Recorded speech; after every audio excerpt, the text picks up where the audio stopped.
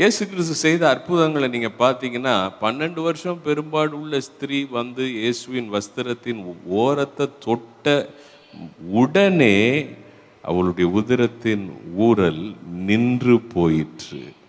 உடனே அற்புதம் நடந்துச்சு. ஆனால் 10 குஷ்டரோகிகள் ஆண்டவரிடத்தில் சுகம் கேட்ட பொழுது ஆண்டவர் சொல்றார், நீங்கள் போய் ஆசாரியனுக்கு உங்களை காண்பியுங்கள்னு சொல்றாரு.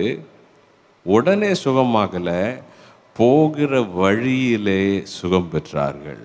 ஆகையினால் தேவன் சில காரியங்களுக்கு நம்முடைய வாழ்க்கையிலே பொறுமையாக இருக்க சொல்லுகிறார் என்றால், கொடுக்க மாட்டேன் சொல்கிறாரு அப்படின்னு நம்ம நினச்சிக்க கூடாது. சில பிள்ளைங்க பார்த்தீங்கன்னா, இப்போ 4 வயசு தான் ஆகுது, இப்போ மொபைல் ஃபோன் கேட்குது.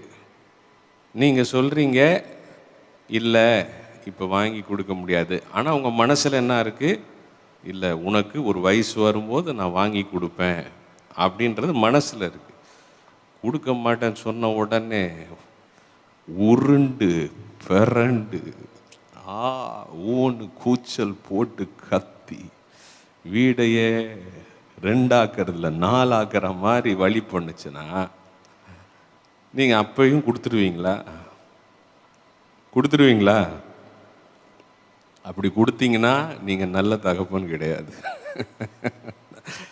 நம்ம யாரும் கொடுக்க மாட்டோம். நீ என்ன வேணா பண்ணு, நீ ஒன்று செய்யணும், நீ கொஞ்சம் வளரணும். இத்தனோண்டு இருக்கிற இப்போ இப்படி நீ என்ன கூத்து போட்டாலும் ஒன்றும் நடக்காது, நீ வளரணும். அப்போ ஒரு நாள் வரும்போது நான் வாங்கி கொடுக்க